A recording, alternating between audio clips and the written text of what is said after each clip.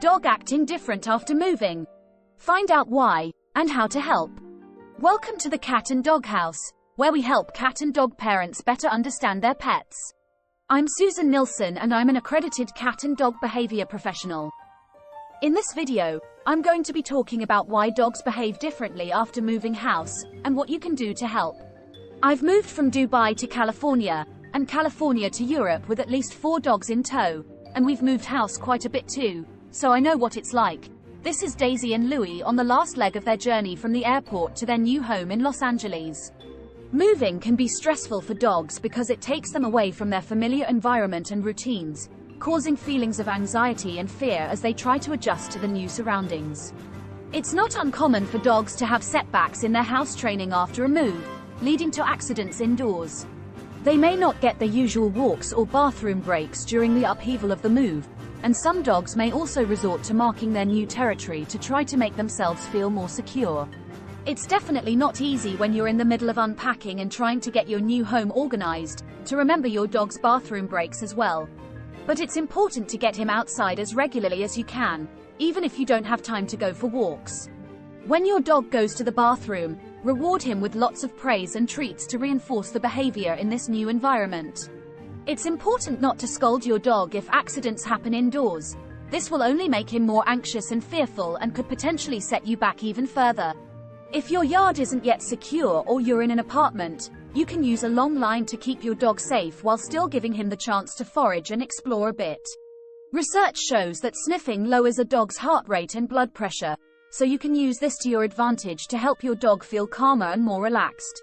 Moving to a new house disrupts a dog's routine and can throw their entire routine off balance.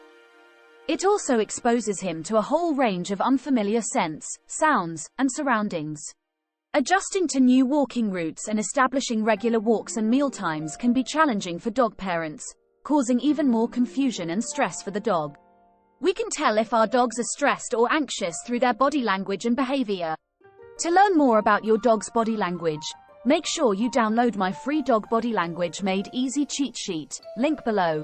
Stress and anxiety in dogs can lead to various unusual behaviors like hiding, displacement activities like scratching or licking, excessive barking or whining, and hyperactivity.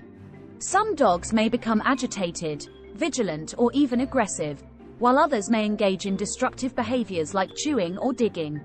Other dogs may exhibit reduced activity levels and show signs of depression. You may also notice physical changes like weight changes, skin conditions, fur shedding, increased urination or defecation, digestive issues, dandruff, sweaty paws, or red eyes. Now we've looked at some of the most common reasons your dog is acting different after moving. Let's now find out what you can do to help. One of the most important things to do when you arrive at your new home is to make sure you keep your dog safe. Make sure all doors and windows are securely closed to prevent your dog from escaping. When we first adopted Maggie and brought her home, she was so stressed that she managed to clear an 8-foot fence the first time we left her in the yard on her own. So don't think it can't be done. Luckily, I saw what had happened from the kitchen window and went racing outside to call her back. But if your dog is super stressed, there's a chance he may try to run away, so it's best not to take the risk. Even if you have a fenced yard, it's a good idea to keep your dog on a long line initially, in case there are any gaps in the fence that you haven't noticed or he becomes anxious and tries to jump over. You can still let him explore his new surroundings, but it's best to stay outside with him for the first few days until he gets comfortable and things have calmed down a bit. I also recommend making sure that your dog's identification is up to date. I prefer personalized collars with my dog's names and my phone number embroidered on them. See link below. But a tag with your dog's name and phone number also works.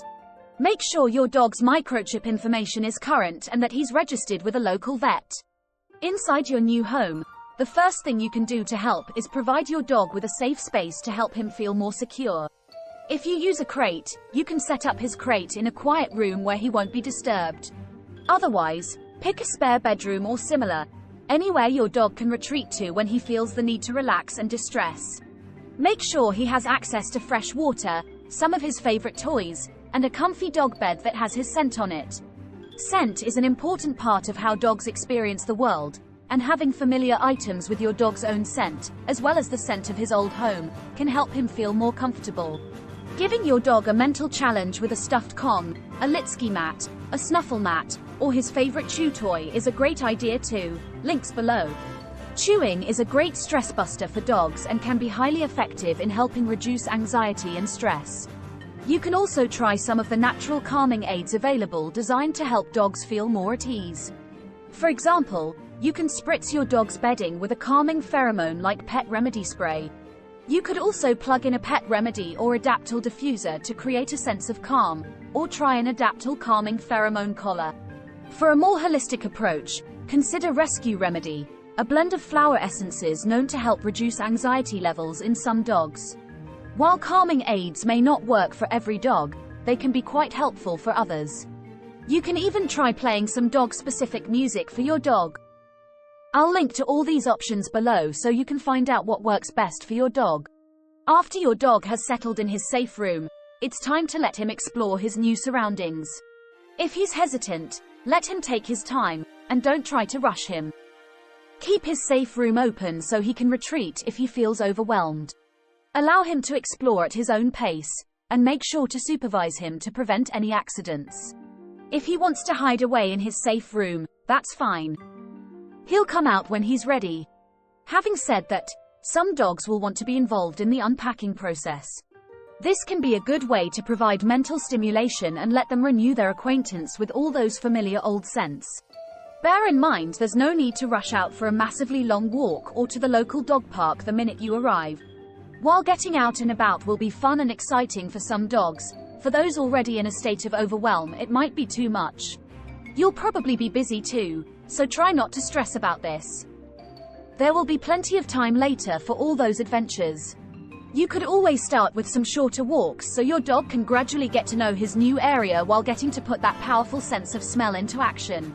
Remember, sniffing is your secret weapon.